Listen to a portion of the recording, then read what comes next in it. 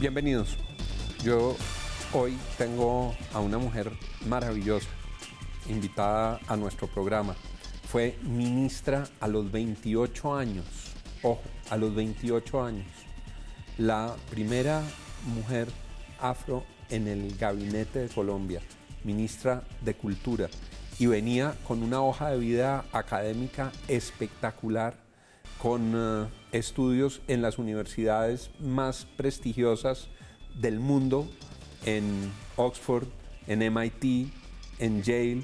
Cumplió con una tarea sobresaliente en el ministerio, sin vanidades de poder y sin apetitos de poder, y desde entonces se ha dedicado a profundizar en sus batallas y a perseverar en sus sueños. Ha publicado su libro El poder de lo invisible. Paula Moreno, bienvenida, qué dicha tenerla aquí. Ay, Juan, qué placer compartir este espacio contigo. Respeto, admiración. Fue, yo creo que de las ministras más jóvenes de la historia de Colombia. Sí, la más joven, la más joven. La más joven, y abriendo un camino que sigue siendo todavía difícil y esquivo. Sí, yo creo que nos vamos acostumbrando a esa integración de generaciones, de etnias, nos vamos acostumbrando, es más natural, lo vemos en el gabinete actual, pero igual sigue siendo un ejercicio de aprendizaje, ¿no? De aprendizaje, porque uno necesita ese ímpetu de la juventud, al igual que esa fuerza de la experiencia, ¿no? Como esas visiones complementarias se requieren en el ejercicio del poder. La ventaja es que cuando usted no había cumplido 30 años, tenía todo el ímpetu de la juventud, que lo sigue teniendo, y ya tenía la experiencia de haber sido ministra. Claro que sí, y creo que eso me nutrió mucho, cambió mi vida y me enamoré de este país aún más, ¿no? Me enamoré de la posibilidad de servir, que tiene uno pues también en estas posiciones públicas. Paula, ¿hay invisibilizaciones en este país? ¿Todavía se mantiene esa estructura que hace visibles unas instancias, que les da poder, que les da juego, que los mantiene en el centro del Estado y de la sociedad, mientras a otros se les oculta? Sí, yo creo que hay una desigualdad de oportunidades que inciden muchas cosas, en que se definan espacios en la sociedad, donde hay espacios donde uno sí quiere ver esa diversidad del país y se acostumbra, como en el fútbol, ¿cierto? Como en la selección Colombia, porque uno sabe que necesita esos talentos, pero al mismo tiempo hay otros donde no se ve la necesidad, donde se omite, y creo que es parte del ejercicio hacer visibles muchas de esas comunidades, de esos sectores que además necesitamos para entender el país profundo y real, ¿no? ¿Qué no le han ofrecido a Paula Moreno en la vida política del país? Candidaturas a la vicepresidencia, candidaturas al Congreso, otra vez ministerios, de todo. Y usted ha seguido en esta lucha. ¿Por qué? Pues Juan, es que cuando uno asume lo público desde una perspectiva de proyecto de vida, sabe que hay muchas instancias, y cuando yo terminé el ministerio, dije, yo quiero apostarle también a construir otras formas de poder.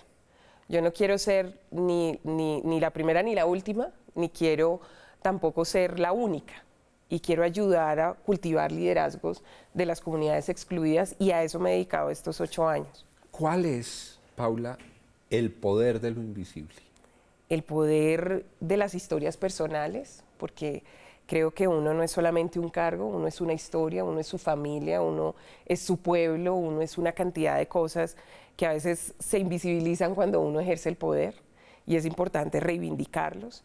Y de igual forma es el poder de esa cantidad de comunidades excluidas dispuestas a servirle al país, y que muchas veces no las vemos y no les damos la oportunidad. ¿Qué tiene que pasar en Colombia para que lo que ocurre en el Chocó, lo que ocurre en Buenaventura, lo que ocurre en el Pacífico, lo que ocurre en algunos rincones del Caribe no se mantenga oculto, no se mantenga en la agenda marginal o en la agenda que surge cuando hay una gran tragedia o un gran chicharrón, pero que en el día a día no está clavada en las prioridades del país? Yo creo que necesitamos una nueva apuesta ética. Ética sintiendo además que lo público es público, que uno le responde a todo el mundo, y además una sensibilización aún mayor en nuestras élites de que eso es necesario. En En este camino hay unos testimonios de mujeres importantes de otros países, y uno ve las biografías de mujeres destacadas y escriben muchas cuartillas sobre ellas. ¿Qué estaba pasando aquí? ¿Por qué no se escribían esas historias aquí? Eso me pregunté cuando me nombraron y cuando tuve esa oportunidad, busqué esas biografías, busqué esas historias para inspirarme, ¿no? Y para saber si algunas de las inseguridades o de las situaciones que no sabía manejar a otras personas que también tenían mis características les había pasado. Y me fui a una librería, a varias, a buscar y no encontré.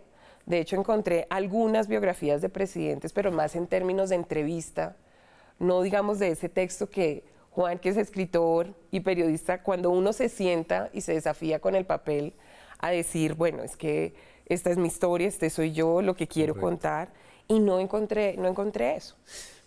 ¿Cómo surge el libro? Me cuentan que esto se remonta a los inicios del ministerio, amigo austriaco, diario, ¿eso cómo fue el proceso? Claro, yo tenía un excelente amigo bastante especial y él me regaló un diario y me decía, Paula, es importante que vayas registrando tu experiencia.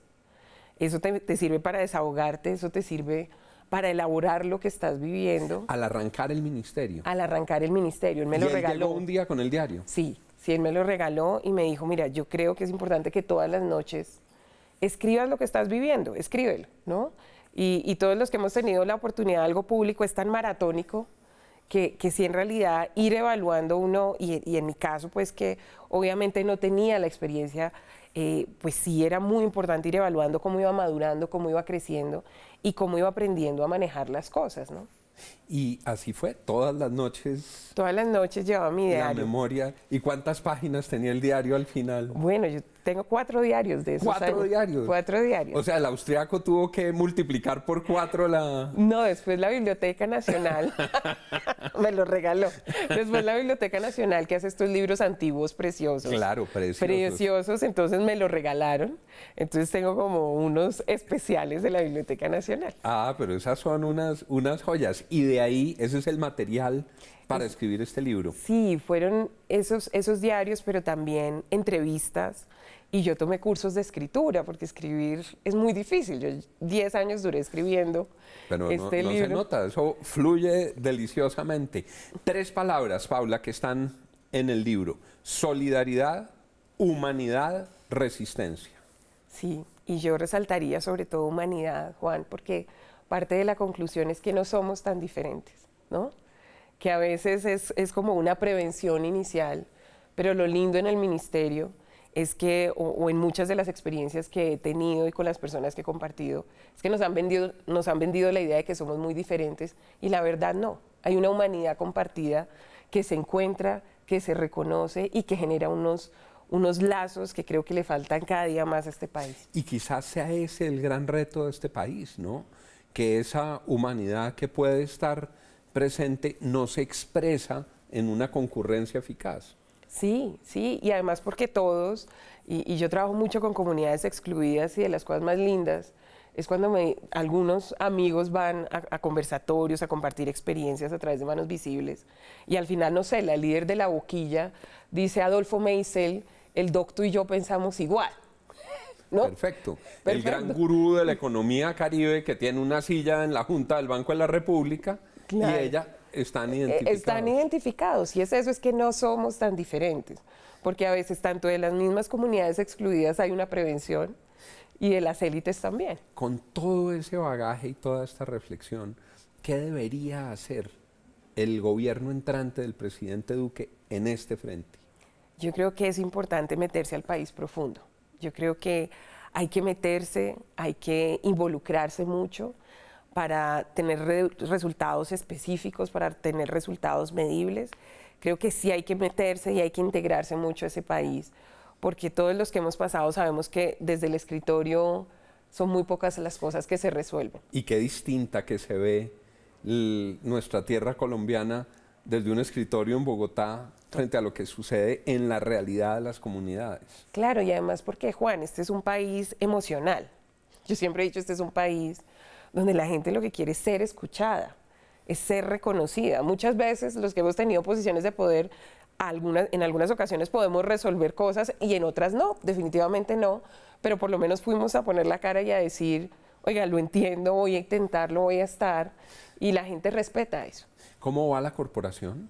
Va muy bien, ya tenemos más de 2.000 líderes. 2.000 líderes. Más de 2.000 líderes. Entrenados, capacitados, formados. Con las mejores universidades del país. ¿Dónde están esos 2.000 líderes? La mayoría, el 70%, está en el Pacífico. En el Pacífico. Y ya ocupando posiciones de poder, el secretario de Salud de Cali, el secretario de Educación del Chocó, una serie de líderes que están, además líderes de base, ¿no? Un contingente, digamos, un tanque de reserva y de promoción. Sí, porque necesitamos cultivar liderazgos, Juan. Globalmente, no solamente acá. Globalmente todo el mundo se está cuestionando cuáles son los líderes que necesitamos. Y esos líderes no se dan a dar aleatoriamente, eso es un ejercicio programático. ¿Qué característica tienen o qué características tienen los líderes de la corporación? Si alguien te pregunta, bueno, ¿cómo es un líder de la corporación? ¿Qué lo hace líder? ¿Qué han desarrollado en su interior que le permita proyectarse como un líder? Siempre les exigimos conciencia de poder. Conciencia de poder. Conciencia de poder. Es decir, desde que presentan la entrevista en uno de nuestros programas, les decimos en qué consiste su poder. Porque aquí vamos a invertir en usted, pero porque usted tiene un poder y díganos. Si usted es la líder de las hipoperas en Cartagena, que influencia a más de 200 personas, ok.